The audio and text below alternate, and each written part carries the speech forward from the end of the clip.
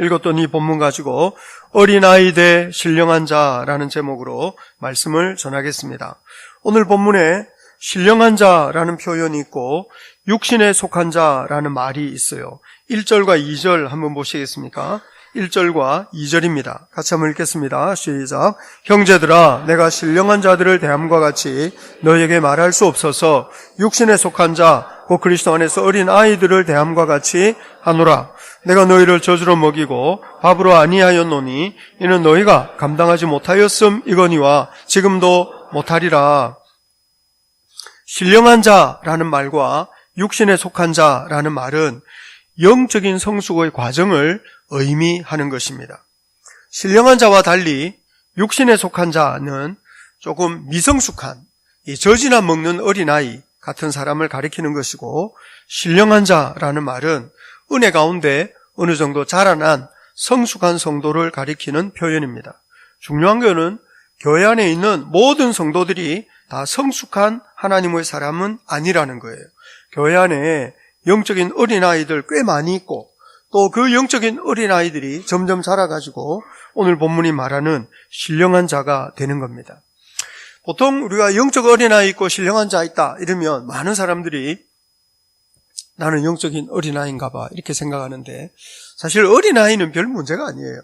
엊그제 우리 성경학교, 우리 유년부 초등부 이부주일학교 연합성경학교도 있고, 어제는 또 우리 영유아부 성품학교 있어가지고요, 예배당에 요즘 우리 인조잔디를 깔아놓으니까 막 애들이 얼마나 빠글빠글 노는지 모릅니다. 교회 안에 애들이 없다고 생각하면 어떨까요? 얼마나 썰렁할까요? 그 교회 안에 막 애들이 빠글빠글 노는 게요, 엄청 보기가 좋아요. 영적인 어린아이는 아무 문제가 아니에요. 교회가 영적인 어린아이가 없으면 그거는 좀 문제가 되는 거예요. 교회 안에 영적 어린아이가 많은 것이 오히려 좋은 거예요. 그런데 중요한 것은 그 어린아이들이 자라나야 되죠. 어린아이들이 시간이 지나면 성숙하고 점점 이렇게 자라나는, 그래서 어린아이인 것은 문제가 아닌데 자라나지 않는 것은 문제가 되는 것입니다. 그래서 우리가 영적 어린아이 많고 교회 안에는 성숙한 성도도 있는데 다양하게 있어야 하지만 영적인 어린아이들이 시간이 지나갈수록 조금 더 점점 더 자라나는 그런 모습을 볼 수 있어야 된다고 하는 것을 잘 알아야 되고, 또 교회 안에 그런 영적 성숙, 그래서 불신자는 교회 안에 들어와서 거듭난 사람이 되고, 거듭난 사람은 헌신자는 사명자로 이렇게 자라가는 모습 보게 해달라고 이렇게 기도하는 것이 필요하겠습니다. 영적인 어린아이들이 장성한 성도로 자라나야 된다고 하는 것은 성경이 여러 번 자주 반복하며 가르치는 말씀이에요. 에베소서 4장 13절로 15절에는 이런 말씀이 있어요. 같이 한번 읽어볼까요? 시작. 우리가 다 하나님의 아들을 믿는 것과 아는 일에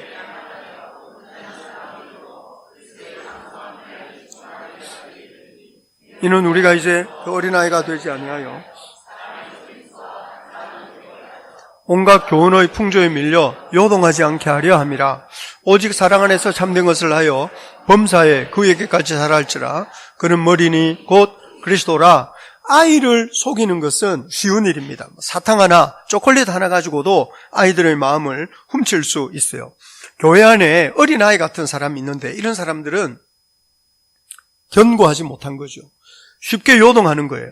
누가 이런 말하면 이런가, 누가 저런 소리 하면 저런가 해서 흔들거리는 그런 사람인데, 이 말씀 가운데 깊이 뿌리 내려서 진리 안에 견고하게 서는 사람이 장성한 사람이다 이렇게 말하고, 그래서 우리는 이렇게 저렇게 누가 속임수, 거짓말, 유혹으로 우리를 가지고 놀지 못하도록 이렇게 좀 은혜 안에 견고하게 자라는 거 필요하다 이렇게 말씀하는 거죠. 히브리서에는 이런 말씀도 있어요. 히브리서 5장 12절로 14절입니다. 같이 한번 읽어볼까요? 시작. 때가 오래되었으므로 너희가 마땅히 선생이 되었을 터인데 너희가 다시 하나님의 말씀을 초보에 대하여 누구에서 가르침을 받아야 할 처지이니 단단한 음식은 못 먹고 젖이나 먹어야 자가 의의 말씀을 경험하지 못한 자요, 단단한 음식은 장성한 자의 것이니 그들은 지각을 사용함으로 연단을 받아 선악을 분별하는 자들이니라. 어린아이가 있고 장성한 자가 있는데 때가 오래되었으므로, 때가 오래되었다는 것은 이런 거 있어요. 시간이 지나면 노인은 되지만 어른은 되지 못한다. 노인이 되는 거는 시간 지나면 자연스럽게 되는 건데, 어른이 된다는 거는 그만한 삶의 지혜, 연륜 필요하고 성품, 또 섬김의 열매, 너그러움, 이런 거 필요한 거죠. 시간 지나면 노인은 되는데 어른이 되지는 않아요. 마찬가지로 교회 생활 오래 했다고 해서 저절로 성숙하느냐? 아니고 영적 성숙에는 다른 어떤 요소들, 단지 때가 오래되는 것 말고, 그래서 교회를 10년, 20년 다니느냐, 그거 사실 별로 중요한 것 아닙니다. 제가 볼 때도 10년, 20년 다녀도 영적 어린아이가 있고요. 교회 온 지 몇 개월 되지 않았는데도 영적으로 확 자라는 분들도 있더라고요. 그러니 이 영적인 성숙이라는 거는 시간하고 별로 관계가 없더라고요. 그래서 단순히 오래된다고, 교회 생활을 오래 했다고 해서 자라는 것이 아니고, 영적 성숙에는 다른 차원이 있다는 것을 우리가 이해해야 될 필요가 있겠습니다. 어떻게 영적인 어린아이가 이렇게 장성한, 혹은 오늘 본문대로 하자면 신령한 자로 자라갈 수 있겠습니까? 가장 중요한 거는 옆 사람에게 한마디 하시죠. 자신이 최고라고 하는 생각을 버려야 합니다. 자신이 최고라는 생각, 혹은 자기를 사랑하는 마음, 혹은 자기 자존심, 이런 거 버려야 됩니다. 이 자기가 최고라고 생각하고 살면 영적으로 자라나기가 어렵고, 자기 자존심을 너무 소중하게 생각하면 영적으로 성숙하기가 어려워요. 오늘 고린도전서 3장 3절과 4절 한번 보시겠습니까? 오늘 본문 고린도전서 3장 3절과 4절입니다. 같이 한번 읽어볼까요? 시작. 너희는 아직도 육신에 속한 자로다. 너희 가운데 시기와 분쟁이 있으니 어찌 육신에 속하여 사람을 따라 행함이 아니리요. 어떤 이는 말하되 나는 바울에게라 하고, 다른 이는 나는 아볼로에게라 하니 너희가 육의 사람이 아니리요. 몇 주 전에 고린도전서 1장 본문 다루면서 고린도 교회 안에 파벌이 있었다. 어떤 사람은 나는 바울에게, 나는 아볼로에게, 나는 게바에게, 나는 그리스도에게, 자기들끼리 파벌을 만들어서 이렇게 서로 다투었는데, 오늘 본문이 그 이야기 하는 거예요. 어떤 사람은 나는 바울에게, 나는 아볼로에게. 그런데 이거는 육체에 속한 사람들이나 이런 짓 하는 거지, 이거는 영적으로 장성한 사람의 표시가 아니야, 이렇게 말하는 거예요. 근데 이 사람들이 왜 나는 바울에게, 나는 아볼로에게 이렇게 주장했겠느냐고 하는 거예요. 이 사람들이 진짜 바울을 높이기 위해서 그랬느냐? 이 사람들이 정말 아볼로를 높이기 위해서 그랬느냐? 아니고 자기를 높이기 위해서 그런 거죠. 나는 최소한 바울에게 복음을 들은 사람이야, 뭐 이렇게 이야기하는 거예요. 나는 아볼로의 제자야, 아볼로하고 나하고 친해, 뭐 이런 식으로 이야기하면서 자기를 높이고 싶고 자기를 드러내고 싶은 거죠. 잘난 척하기 좋아하는 사람은요, 영적으로 성장하기 어려워요. 잘난 척하기 좋아하고 큰 소리 치고 싶고 뭐든지 주목을 받고 싶고 자기가 높임을 받고 싶으면 이게 영적으로 성장하기가 상당히 어렵습니다. 영적으로 자라난다는 것은요, 하나님 앞에서 사는 거고 하나님의 말씀에 순종하며 사는 거거든요. 나보다 하나님을 더 높이는 거예요. 영적으로 성숙하다는 것은 매사에 하나님이 더 귀하시다, 하나님이 더 높으시다, 그래서 주님께 순종하며 사는 것이 영적으로 성숙한 거예요. 그런데 자기를 최고라고 생각하는 사람들, 잘난 척하는 사람들은요, 진짜 자기가 최고예요. 자기가 항상 대접받고 자기가 높임을 받아야 만족하는 거죠. 그런 사람들은 사단이 가지고 놀기가 딱 좋은 사람이에요. 사단이 잘난 척하기 좋아하는 사람을 가지고 놀기가 딱 좋아요. 그리고 잘난 척하기 좋아하는 사람은요, 섭섭한 것도 많아요. 왜냐하면 자기가 대접을 받아야 되는데 충분히 대접을 못 받는 거예요. 자기가 높임을 받아야 되는데 사람들이 인정을 해주지 않는 거죠. 그러니 섭섭하고 기분이 나빠요. 그런데 관계 속에서 그런 섭섭함, 그런 기분 나쁜 게 계속 쌓이면 영혼의 쓴뿌리가 되고, 그게 영혼의 쓴뿌리가 되고, 그리고 내면에 원망이, 분노가 가득해집니다. 원망과 분노가 가득해지니까 이 사람은 거칠어져요. 세월이 지나갈수록 이 잘난 척 하기 좋아하는 사람은 시간이 지날수록 거칠어집니다. 그런데 사단이 딱 좋아하는 거예요. 사단이. 에덴 동산에 사단이 아담과 하와에게 네가 하나님같이 될 거다. 그거는 하나님이 옳고 그름을 구별하시는데 네 마음대로 옳고 그름을 구별하게 될 거다. 이런 의미도 있고, 또 하나는 네가 우주의 중심, 네가 세상의 중심이 될 거다. 이렇게 말한 거죠. 그런데 그야말로 어린아이야말로 지가 세상의 중심이에요. 어린아이는 본능적이죠. 자기 중심적이에요. 뭐든지 어린아이들은 다 자기를 중심으로 움직여야 돼요. 그리고 어린아이는 다 또 그렇게 어른들이 우주의 중심인 것처럼 해주지요. 바쁜 일을 하다가도 애가 뺑 울면 달려가서 다 챙겨주고 먹여주고 막 이렇게 해주는 거예요. 어린아이니까 그렇게 해주는 거죠. 그런데 그 어린아이가 철이 들 때가 있죠. 아이가 철이 드는 거는 뭐를 의미하는 겁니까?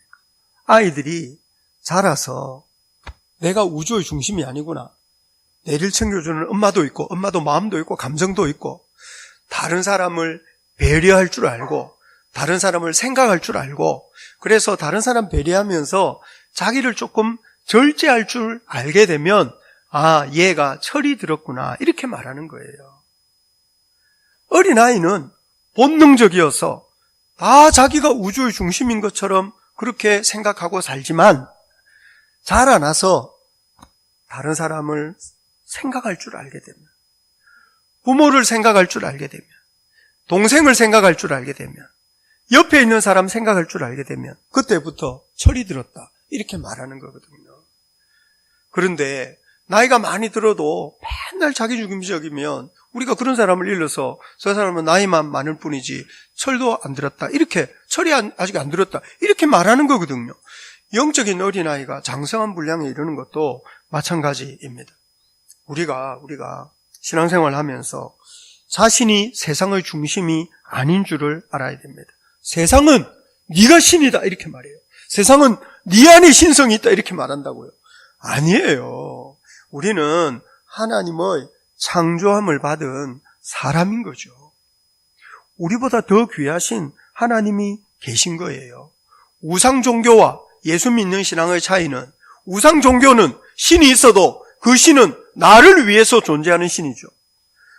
나를 위해서 서비스하고 내 소원 이루어주고 내 마음 편하게 해주는 것은 우상이에요. 많은 기독교인들이 교회를 다니면서도 하나님을 그렇게 우상같이 내 원하는 거 이루어주고 내 욕심 이루어주고 내 꿈 이루어주고 다 내 필요를 채워달라고 하나님을 우상같이 이용해 먹으려고 하는 기독교인 교회 안에 상당히 많습니다. 그런데 하나님은 우상이 아니죠. 하나님은 우리가 마땅히 그분을 알고 마땅히 그분의 말씀을 듣고 마땅히 그분을 받들어 섬겨야 될, 내가 예배해야 될 하나님이지 그 하나님이 나를 위해서 존재하는 게 아니라는 거예요. 정말 간단한 거지만 하나님을 섬기는 신앙과 우상 종교의 차이는 그야말로 하늘과 땅, 천냥지차지만 이게 어떤 의미에서 보면요, 이게 거의 정말 동전의 양면 같아요. 천냥지차인데 아주 간단한 데서부터 이게 분수령이 돼가지고요, 많은 사람들이 예수를 믿고 신앙생활을 하면서도 하나님을 우상같이 생각하고 산다. 하나님이 우리 종이 아니고 우리가 하나님을 받들어 섬겨야 하는 줄 믿으시기를 바랍니다. 우리가 하나님을 받들어 섬겨.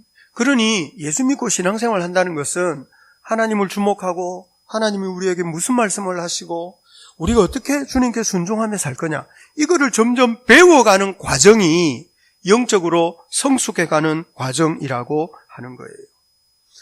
그래서 우리가 정말 하나님 떠나서는 아무것도 아니구나, 하나님이 내 삶의 중심이 되시는구나, 주님이 내 삶의 주인이 되시는구나, 이거를 알고 그분 앞에 무릎 꿇고 살아가는 것이 성숙한 성도인 거예요. 근데 어린아이들은 아니에요. 어린아이들은 하나님이 어디 있어요? 자기 감정이 먼저고 자기가 더 중요해지는데, 하나님 앞에서도 자기가 더 높아지려고 하는 것이 영적인 어린아이의 특징이거든요. 하나님이 우리 삶의 중심인 줄 믿으시면 아멘 하시기 바랍니다. 오늘 보면 6절과 7절 한번 보시겠습니까? 오늘 고린도전서 3장 6절과 7절입니다. 같이 한번 읽어볼까요? 시작. 나는 심었고 아볼로는 물을 주었으되 오직 하나님께서 자라나게 하셨나니 그런즉 심는 이나 물 주는 이는 아무것도 아니로되 오직 자라나게 하시는 이는 하나님뿐이시니라. 그래서 예수 믿는 사람은요, 늘 우리 삶을 자라게 하시고 우리 삶의 은혜를 공급해 주시는 하나님을 주목해야 된다고 하는 것입니다. 그리고 영적으로 자라나려면 뭘 버려야 된다고요? 자기 자존심, 그리고 자기가 최고라는 생각, 이런 거 버려야 돼요. 자기 사랑, 이런 거 버려야 된다고요. 그리고 두 번째로 영적으로 성숙하려고 하면요, 이런 말씀 한번 드려야 되겠죠. 자, 5절 한번 볼까요? 5절 같이 한번 읽어봅시다. 시작. 그런즉 아볼로는 무엇이며 바울은 무엇이냐? 그들은 주께서 각각 주신 대로 너희로 하여금 믿게 한 사역자들이니라. 9절도 볼까요? 시작. 우리는 하나님의 동력자들이요 너희는 하나님의 밭이요 하나님의 집이니라. 믿음으로 이렇게 좀 성장하려면 하나님이 세우신 일꾼들의 말을 잘 들어야 돼요. 예를 들면 구역장 말을 잘 들어야 돼요. 주일학교 아이들은 교사 말을 잘 들어야 돼요. 예를 들면 권사님들이나 장로님들처럼 성도들의 영혼을 돌보고 기도하는 분들의 이야기를 들어야 돼요. 그리고 목사 말도 좀 들어야 돼요. 옆 사람에게 한마디 하시죠. 목사님 말을 잘 들어야 영적으로 자랍니다. 이렇게. 제가 보니까요, 기분 좋을 때만 목사 말을 듣더라고요. 자기 기분이 좋아야 목사 말을 들어요. 그리고 이런 것도 있어요. 자기 생각과 목사의 말이 같으면 목사 말을 들어요. 그러니까 한마디로 잘 안 들어요. 잘 안 들으면 이게 성장하기 쉽지 않아요. 하나님께서 믿음을 도와주도록 세우신 일꾼들이 있거든요, 교회 안에. 그러니 맨날 자기 생각만 가지고 살면 영적으로 자라기 어렵고, 우선 교회에서는 목사 말을 잘 들어야 돼요. 목사 말을 잘 들으려면 목사랑 친해야 되는데, 저 좋은 사람이에요. 그러니까 친하게 지내도 괜찮아요. 그리고 기분 좋을 때만 목사 말을 듣는 게 아니고, 기분이 나빠도 목사가 권면하면 듣고, 심지어 그러니까 목사가 책망을 해도 그 책망을 좀 들을 줄 알면, 이게 책망을 한다는 거는 잘못하기 때문에 책망하는 거거든요. 잘못할 때 책망하면 그 말을 듣고 돌이킬 줄 알면 영적으로 자라기가 훨씬 좋아요. 우선 순종적이어야 된다는 거예요. 그래서 영적인 성장을 위해서 순종적인 자세, 이거 아주 중요해요. 그런데 그럼에도 불구하고 영적으로 자라나려면 사람을 지나치게 의지하는 것은 바람직하지 않습니다. 설령 목사를 할지라도 목사를 의지하면서 자라는 것은 아니거든요. 목사는 비록 하나님이 세우신 일꾼이지만 그래도 지나치게 의지하기보다는 우리를 온전하게 하는 것은 하나님의 말씀이라는 것을 잘 기억해야 돼요. 그리고 목사는 하나님의 말씀을 듣고 순종하고 의지하며 살도록 도와주는 도우미인 것이지, 그래서 목사 말은 잘 안 들으면서 신령한 분 찾아다니는 사람들도 있더라고요. 그런 사람은 영적으로 자라지 않습니다. 영혼이 병들 뿐입니다. 저도 꽤 한신령해요. 그러니까 사람들이 목사 말은 안 듣고 어디 신령한 분 찾아다니는데 그런 사람은 영적으로 자라지 못합니다. 그러니까 한신령하자면 우리 목사님이 제일 한신령하다, 이거를 잘 알아야 돼요. 그리고 여튼 우리를 온전하게 하는 것은 어떤 신령한 사람이 아니고 하나님의 말씀이 우리를 온전하게 한다는 것을 잘 기억해야 된다고요. 디모데후서 3장 16절과 17절 한번 보시겠어요? 디모데후서 3장 16절 17절 같이 한번 읽어볼까요? 시작. 모든 성경은 하나님의 감동으로 된 것으로 이는 하나님의 사람으로 온전하게 하며 모든 선한 일을 행할 능력을 갖추게 하려 합니다. 하나님의 말씀이 우리를 온전하게 하고 하나님의 말씀이 모든 선한 일을 행할 수 있는 능력을 갖춘 사람으로 만들어준다는 거예요. 그래서 예수 믿는 사람은 하나님의 말씀을 중요하게 여겨야 돼요.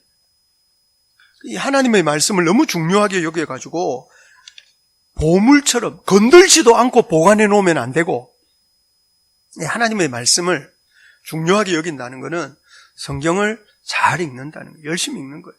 한국 교회 기독교인들 통계를 봤는데요, 성경 안 읽는 사람이 교회 다니는 사람의 거의 80%래요. 일주일 동안 한 번도 안 읽는. 우리 손 한번 들어볼까요?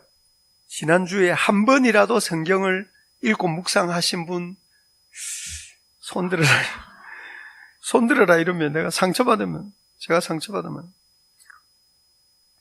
성경을 꾸준히 읽는 거 필요합니다. 예수 믿는 사람 성경을 읽어야 돼요.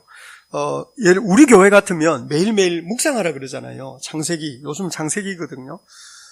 그러니까 매일매일 묵상하는 거죠. 성경을 매일매일 읽는 거예요. 혹시 오늘 또 예배 드리면서 설교 드리면서 심령에 은혜 받아가지고 내가 성경 읽어야지 이렇게 결심하시고 내일부터 창세기 읽지 마세요.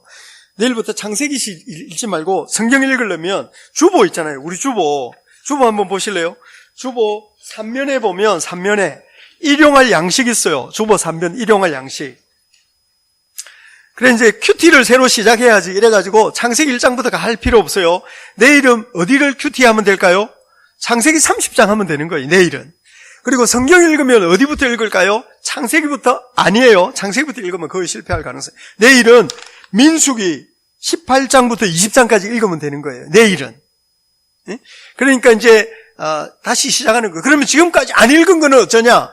괜찮아요. 안 읽어도 그냥 앞에 넘기고 넘어가고, 혹시 그래도 너무 내가 좀 읽고 싶다 그러면 요거 읽어가면서 남는 시간에 앞에 읽고, 아니면 쭉 읽고 돌아가면 내년에 다시 돌아와요. 그러니까 걱정 안 하셔도 돼요. 그러니 차근차근. 더 중요한 거는요, 꾸준히 하는 거예요.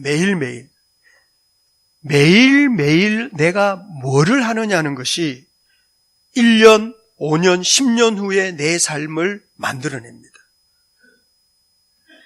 매일매일 내가 뭐를 하느냐 하는 것이 1년, 5년, 10년 후에 내 삶을 만들어낸다고. 그러니까 매일매일 규칙적으로 성경을 읽는 거 대단히 중요합니다. 큐티해라 이러면 도대체 어떻게 하는 거예요? 이렇게 묻는 분들이 있는데요, 그런 질문은 구역장에게 하는 거예요.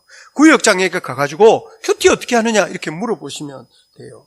그리고 다음 주쯤 되면 이제 상반기 양육 프로그램 광고가 나오거든요.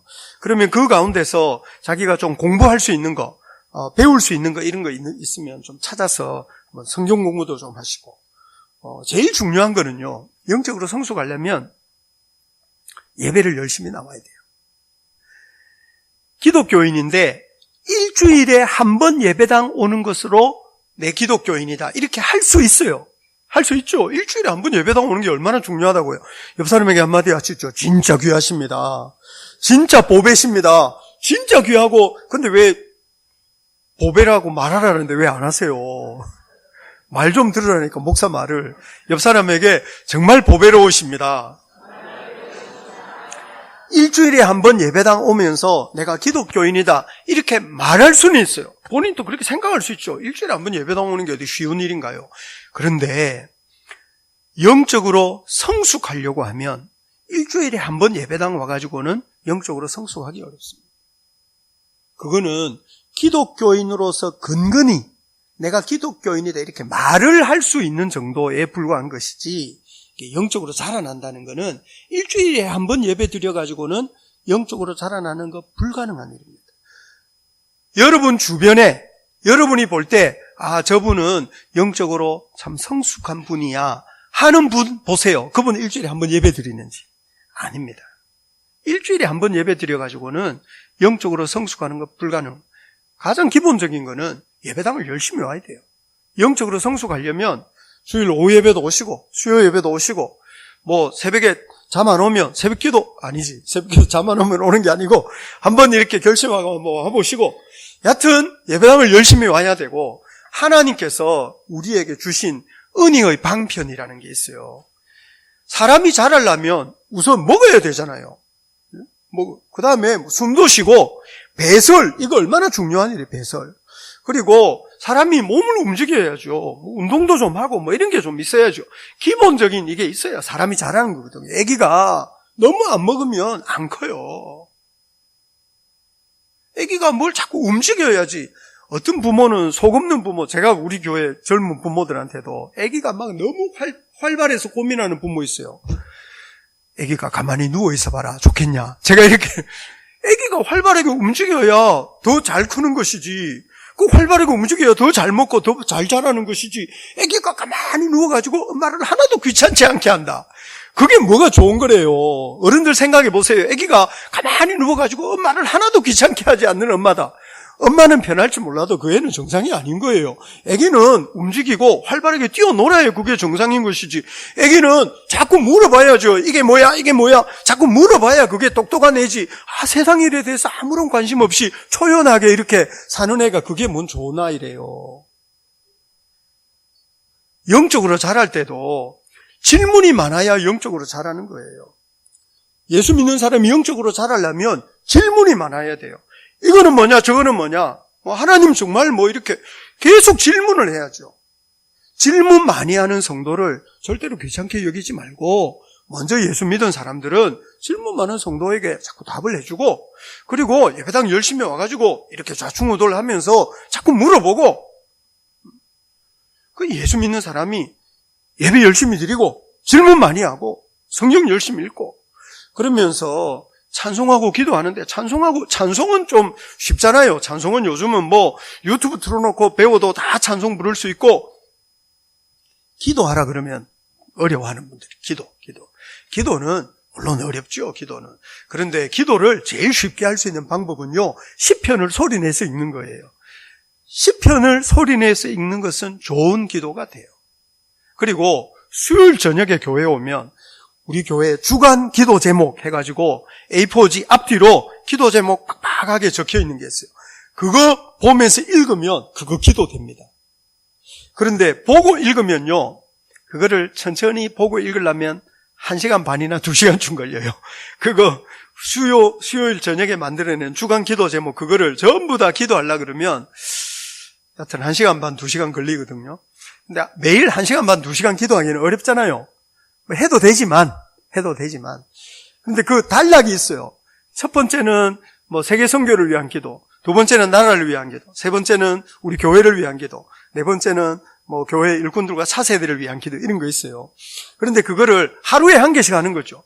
예를 들면 월요일에는 세계 선교를 위해서, 화요일에 세계 선교를 위해서 기도하려고 그래도 엄청 많아요. 그러니까 그것도 두 부분 나눠가지고 앞부분은 월요일, 뒷부분은 화요일, 수요일은 나라와 민족을, 목요일은 우리 교회를, 이런 식으로 요일별로 나눠서 기도해도 되고요. 아침, 저녁으로 해도 되고요. 그거를 보고 읽으면 그거 기도됩니다. 그리고 처음에는 막 통성으로 기도하는 것보다 알아들을 수 있는 말로 기도하는 게 훨씬 좋아요.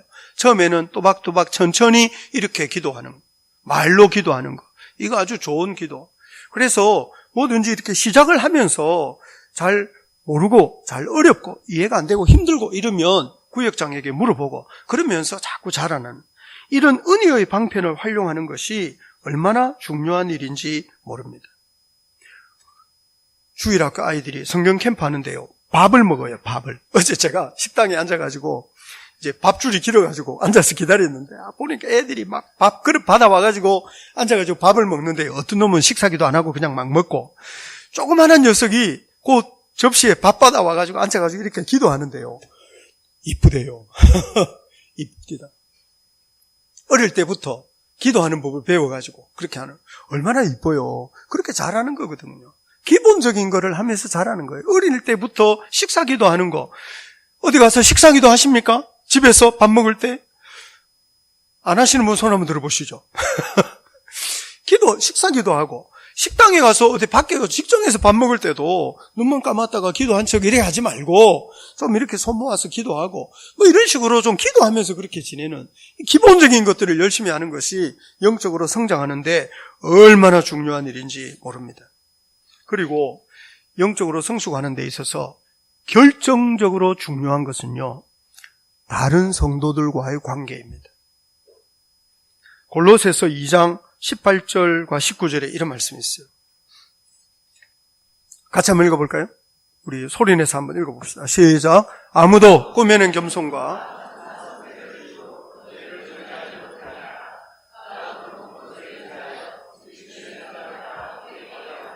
머리를 붙들지 아니하는지라 온 몸이 머리로 말미암아 마디와 힘줄로 공급함을 받고 연합하여 하나님이 자라게 하심으로, 하나님이 자라게 하신다는 것은 오늘 본문과 같은 말이에요. 그런데 하나님이 어떻게 자라게 하시느냐? 하나님이 온 몸이 머리로 말미암아 마디와 힘줄로 공급함을 받고 연합해서 은혜가 하늘에서 떨어지는 건 줄 아는 분도 있어요. 은혜는 하늘에서 떨어지죠. 그런데 은혜가 떨어지는 길이 있어요. 그게 뭐냐면 교회인 거예요. 다른 성도들과의 관계예요.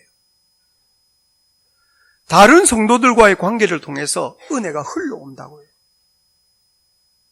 다른 성도들과의 관계를 통해서 은혜가 흘러온다는 것을 무시한 채 은혜가 하늘에서 떨어질 것을 기대하고 맨날 하나님 바라보는 사람이 있어요. 그런 사람은 머리를 붙들지 않는 사람이다, 이렇게 말하는 거예요. 그런 사람은 자칫 자기의 영적인 체험에 매몰돼가지고 이 사람은 뭔가 신비한 체험은 하고 꿈은 꾸고 환상은 보고 자기 성령의 음성 들었다 이런 소리는 할 수 있을지 몰라도 그런 사람은 예수 그리스도 머리를 붙들지 않은 어리석은 사람이다, 이렇게 말하는 거예요. 영적인 성숙에 있어서 결정적으로 중요한 것이요, 다른 성도들과의 관계예요. 이 다른 성도들과 함께 어우러져서 살아간다는 것이 얼마나 중요한지 모릅니다. 지난 주일에 설교할 때 함께 어우러져서 사는 거, 이거 중요하다, 지난주에도 말씀드렸는데, 예수 믿는 사람은요, 어떤 의미에서 보면 성경을 열심히 읽어가지고 뭘 많이 안다고 해서 영적으로 성숙하는 건 아니에요. 예를 들면 신앙서적을 많이 읽는다고 해서 영적으로 성숙할 수 있는 것은 아닙니다. 뭘 아는 것으로, 지식으로 따지자면 마귀가 우리보다 훨씬 더 많은 것을 알고 있어요. 하나님에 대해, 성경에 대해서.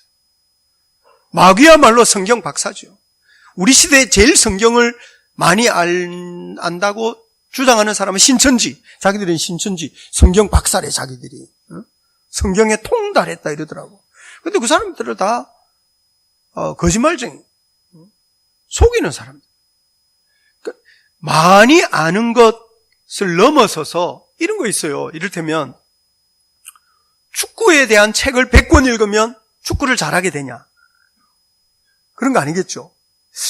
제가 요즘요, 태권도, 제가 천당 가서 태권도 하고 싶다니, 요즘 태권도 동영상 보는 취미가 생겨가지고, 그래서 태권도 취미. 근데 태권도 동영상 제가 요즘 좀 자주 보는데, 그거 열심히 보면 제가 태권도 고수가 되느냐? 그런 건 아니겠죠. 학습이라는 거 있잖아요, 학습. 이게 배우는데 습이 또 중요해요. 배우는 것을 넘어서서 이걸 익히는 거, 이거 중요하죠. 그래서 성경을 많이 읽으면 영적으로 성장하느냐? 아니에요.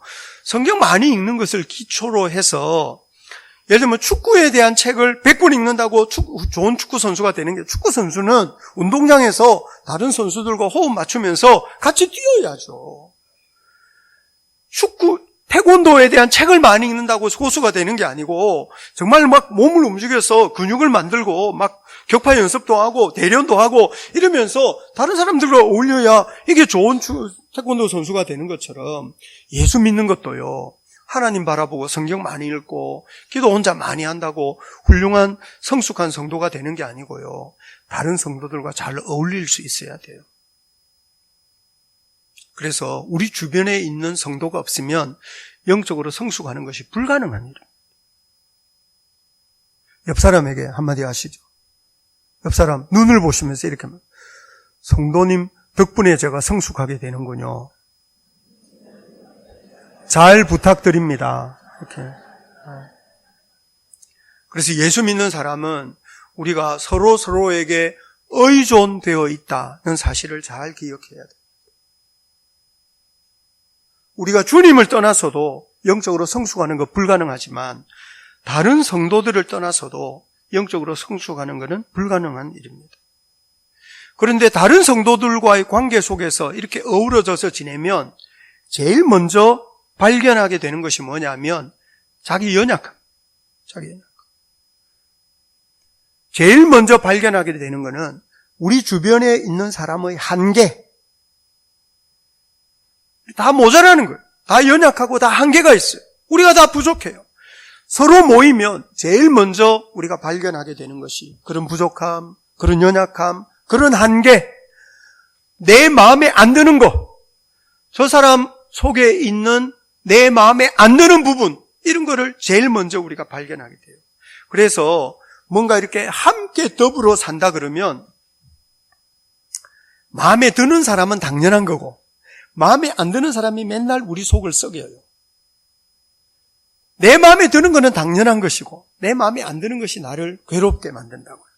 그래서 뭔가 이 교회 안에서도요, 관계가 중요해요, 서로 교제가 중요해요 이러면 그게 부담스러운 거죠. 모든 죄인들이 다 그래요.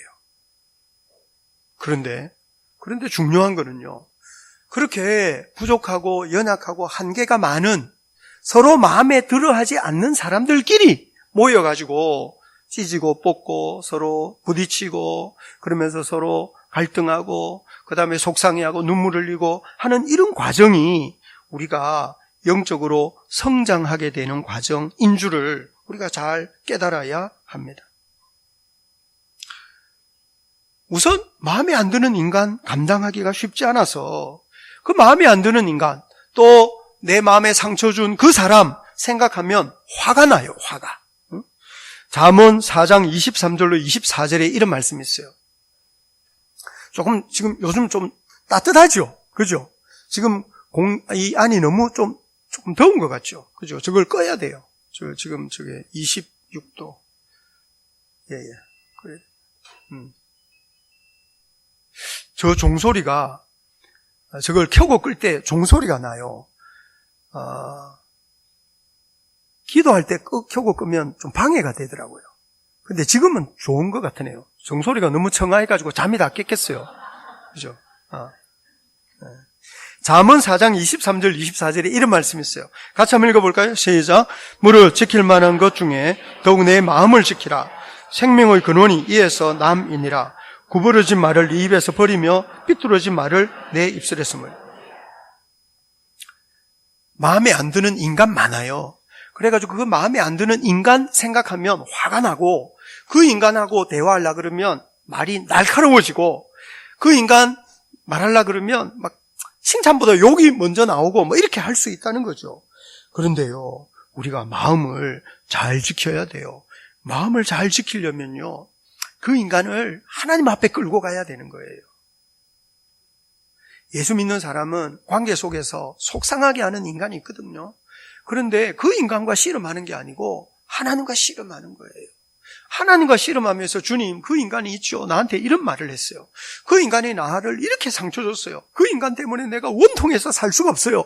이러면서 하나님 앞에 그 인간을 끌고 가서 하나님께 고발하는 그 시간을 통해서 하나님이 그 인간도 알고 보면 불쌍한 인생이야 하는 것을 가르쳐 주시는 거예요. 그리고 하나님이 그 인간을 감당할 수 있을 정도의 여유로운 마음을 주실 때까지 기도하는 게 필요합니다. 암초가 있어서 배가 파선하는 것이 아니고 물이 없어서 배가 파선하는 거예요. 인생을 살면서 우리 인생에 암초 같은 존재들이 있거든요. 암초 때문에 배가 깨지는 것이 아니고 물이 없으면 배가 깨진다고요. 썰물이 되면 암초가 더 많이 나오겠죠.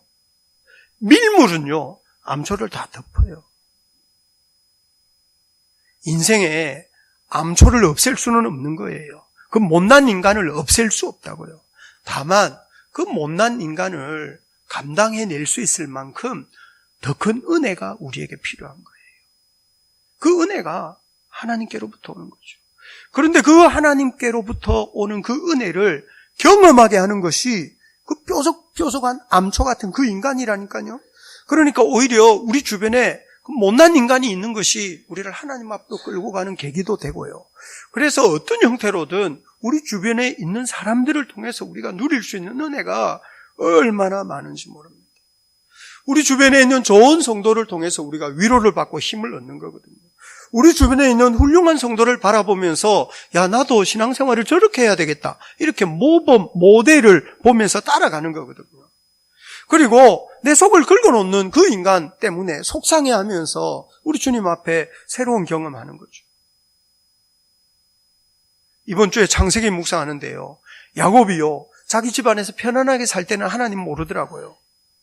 그런데 자기 집 떠나서 브엘세바 떠나가지고 하란 가는 그 베델 그 광야 들판에 홀로 외롭게 잠자고 있을 때 주님이 그를 만나 주시더라고요. 이삭 리브가 치마폭에 휘둘리면서 장막에 조용히 거할 때는 하나님 만난 적 없는데 집 떠나니까 주님 만나더라고요. 우리가 평안하게 살 때는 은혜를 못 누리지만 속상해하고 마음이 힘들고 괴로워할 때 주님께서 우리 인생에 은혜의 빛을 비추어 주시는 줄 믿으시기를 바랍니다. 이 모든 것이 관계 속에서 누릴 수 있는 큰 은혜예요. 그리고 영적 성숙의 가장 좋은 열매는요, 사랑이거든요. 사람을 사랑할 줄 아는 게 얼마나 중요한 일인지 몰라요. 사람같이 사랑하기 힘든 존재가 없죠, 또. 그런데 사람같이 사랑하기 힘든 존재, 나같이 주님을 자주 실망시키는 존재를 예수님이 어떻게 싸매어 주시는가 하는 것을 생각하면 그게 얼마나 귀한 은혜인가요? 그런데요, 예수님이 나를 싸매어 주시는 것처럼 다른 영혼도 싸매어 주시는 줄 알아야 됩니다. 지금은 돌아가셨는데 이중표 목사님이라는 분 계세요. 여기 이쪽 출신이에요. 그래가지고 그분 처음에 목회할 때는 여기 군산 옥구에서 목회하셨다 그러더라고요.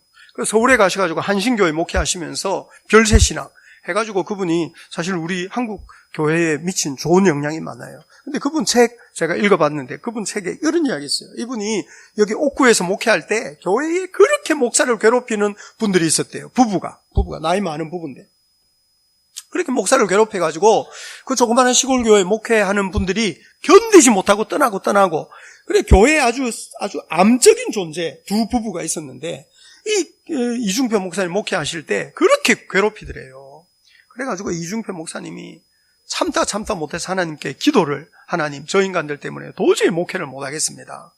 저 인간들을 어떻게 할까요? 했더니 하나님이 아무 말씀이 없이 계속 기도하면서 주님, 어느 날은 주님 저 인간들 좀 하나님께 데려가세요 이렇게 기도했죠. 그랬더니 주님께서 말씀하시기를 종아 아직 때가 되지 않았다 그러시더래요. 하나님, 그러면 저 인간들 도저히 내가 저 인간들 때문에 목회를 못하겠으니 다른 교회로 보내세요. 다른 교회 가라 그러세요. 그랬더니 주님께서도 종아 이 시골 바닥에 갈 데가 어디 있겠냐. 도시 같으면 뭐 교회가 많아서 여기도 가고 저기도 가지만 저 늙은 사람들이 이 시골 바닥 가면 어디를 가겠느냐. 도대체 나한테 어떻게 하라고요. 그러면 저분들 좀 성품을 고쳐주세요. 저분들 좀 마음을 좀 바꿔주세요. 이렇게 기도했대요. 그랬더니 주님께서 종아 저 인간들은 나도 못 고친다 그러시더래요. 근데요, 제가 그 설교집 읽는데요, 은혜가 됩니다. 하나님도 못 고치는 인간들이 있어요. 자기를 생각해 보세요. 여러분들은 하나님 말씀 잘 듣습니까? 여러분들은 하나님이 여러분의 마음을 고칠 수 있습니까? 여러분들은 주님의 말씀 들으면 순종하시느냐고요? 기분 좋을 때는 듣는 척하죠. 자기 생각과 맞을 때는 순종하죠. 하나님 말씀, 목사 말도 안 듣는데 무슨 하나님 말씀을 듣겠어요? 우리는 자기가 하나님 말씀에 잘 순종하는 줄 알아요. 그런데 안 그런 경우 많거든요. 이분 평생 교회 댕긴 늙은 부부인데 그렇게 교회 생활 오래 하면서 괴롭히고 목사 애먹이고 이렇게 고쳐주세요. 주님이 나도 못 고친다 그러시더래요. 그러면 어떻게 하라고요? 이렇게 기도했대요. 그랬더니 주님께서 말씀하시기를 종아 나도 그 인간 못 고쳐서 나도 그 인간 고칠 생각 버렸다. 너도 그 인간 고치려면 제 명예 못 사니까 너 그러지 말아라. 그러시면서 나도 그 인간을 못 고쳐서 내가 그냥 십자가의 보혈로 덮어서 내가 그냥 은혜로 싸매어서 그렇게 천당 데리고 가려고 그런다고. 주님이 그렇게 말씀하시더래요. 그 인간을 나도 고칠 수가 없어서 나도 십자가의 보혈로 씻고 덮어서 그냥 천당 데리고 가려고 그러니까 너도 그 인간 고치려고 하지 말고 그냥 덮고 품고 싸매고 그렇게 살아야 되는 거다. 이렇게 말씀하시더라는 간증을 설교집에 적었는데 제가 그거 읽으면서 은혜가 됩니다.